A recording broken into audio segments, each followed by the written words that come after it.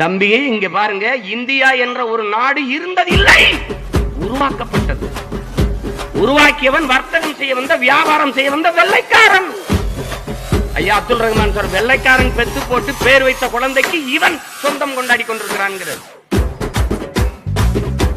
யார் எப்ப வந்தது இந்தியா? என்னை கேட்பாங்க, என்ன நீ தமிழ்நாட்டுக்கு என்று ஒரு கொடி வைத்திருக்கிறாய்?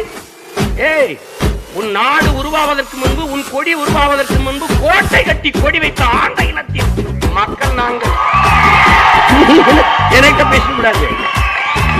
சேர சோழ பாண்டியர் ஆண்ட தமிழர் நாடு, செருக்கோடு வில்கையன் தாயும் புலியோடு, வீரமுடன் மானமே விளைக்கும் தமிழ்நாடு, வெற்றிக்கு களம் புகும் புலவர்